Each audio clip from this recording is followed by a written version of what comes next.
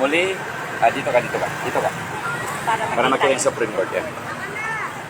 Nandito po tayo ulit sa Supreme Court ngayon at unti-unti meron na kami mga sampo rito. Hindi naman kung hindi man kami madagdagan dito kasi mag-prayer vigil po tayo mamaya at ipanalangin natin na magkaayos o maayos ang mga problema sa ating bansa. So yun lamang po, kami po ay namamagitan, kami po ay nagsisilbing buffer zone na between sa mga nag-uumpugan. Walang mangyayari kung patuloy natin pinapanood lamang sila na nagkakaroon ng mas mahigwaan pa o mas mahabang higwaan pa. Kailangan tapusin na natin to at ang Supreme Court lamang ang makapagbibigay ng linaw kung ano yung mga tamang dapat nating sinusunod. So nakikita nyo dito, alika, pakita ko ito. Ito po, nakalagay, ipakita mo yan. Civilian authorities always supreme over the military.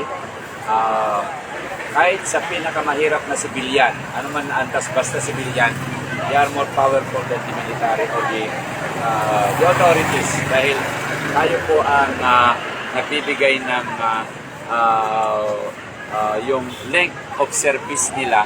Kasi kung hindi na natin sila swelduhan, hindi na sila magsisilbi. So, protect the AP and the PNP. Proteksyonan po natin ang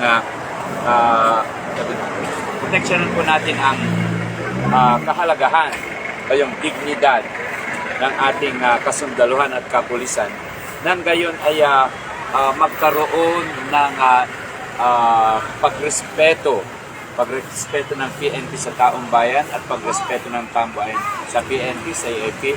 So kailangan ipatupad lang nila yung naaayon sa ating mga batas. Okay, so tingnan natin dito. Bakit ko natin sinasabing protect the Philippine government? Ang gobyerno ay pag-aari ng taong bayan. So it is the responsibility of the citizen to protect every part of the government.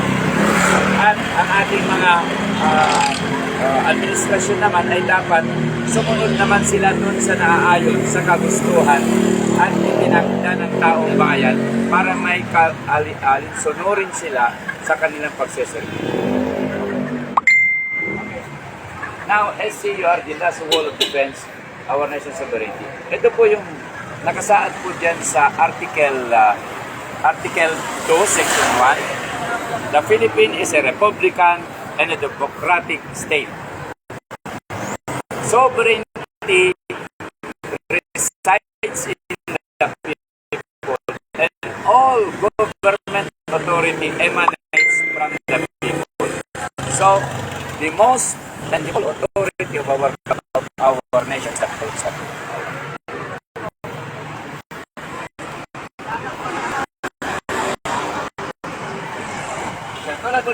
Is to act now to take between may sarili tayong sovereign justice system. So ayon dun sa Roman Statute, no? Rome Statute, Section 59 or Article 59, Section 3, na it should have to be followed the judicial system or the host country kung ano po yung procedure ng kanilang, ay inuunod po yun ng ICC na hindi po tayo kailangan i-subject agad-agad within 24 hours ang isang akusado ng ICC but have to properly proceed into the prescription of law as guided by the ICC principle. Okay. Ito po yung case, GR number na pinapalo up natin dito sa Supreme Court para mapabilis. At ito yung mga patong-patong na paglabag sa ating konstitusyon ay dapat nang itama natin. So okay, dito sundan mo ako rin.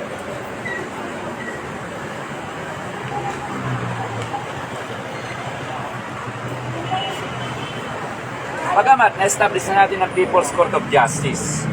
But anyway, nasubukan po natin ang People's Court of Justice noong panahon ng pandemya. So nanalo po tayo, naipanalo po natin yung pagpapahinto ng pagbakuna at forced lockdown. Yun po yung accomplishment ng People's Court of Justice. So, kinatigan po yan ng Senado. Ay, sige po. Okay. Sorry po. Okay.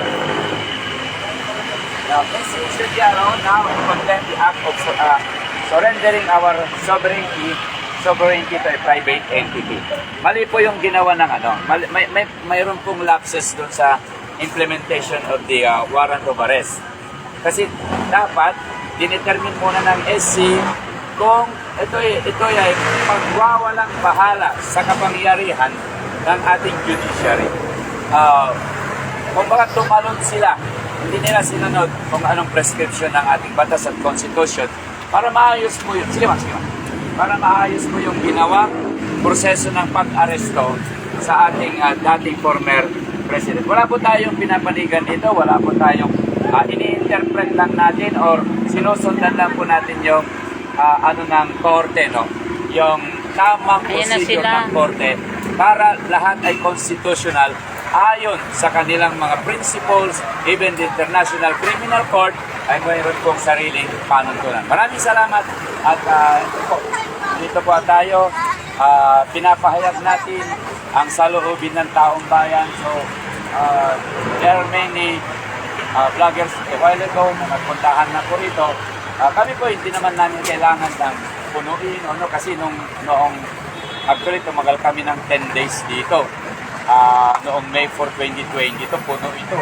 Kami na po yung nagta-traffic noon. So, pinala po kami, yung mga ating kapulisan ay mataas ang respeto nila sa NPICC. Lagi silang lumalapit sa atin na tinatanong at inaalam kung katulad ba natin yung procedure noon panahon ng election 2022 na mapayapa. So, sabi namin, meron po kaming standard procedure. Walang megaphone, walang gagamit ng megaphone, walang mag-iingay, walang mag-disturb po sa ating Supreme Court. So actually, noon, nakaraan, tumutulong pa tayo sa pag-traffic. Natutuwa yung mga ating kapulisan kasi tayo na rin po yung nagta-traffic sa mga dahil isang linya na lang po yung ginagamit noong time na nandito po kami. So anyway, tingnan natin, nandito po tayo para ipag-pray natin ang ating bansa, ipag-pray natin ang judiciary na dapat manawagan at manguna sa pag-implement ng tamang proseso ng pagsunod sa batas ng Republika ng Pilipinas at ang principle ng International Criminal Court ay mayroon din silang panuntunan na naaayon sa bawat judiciary ng bawat bansa. Maraming salamat.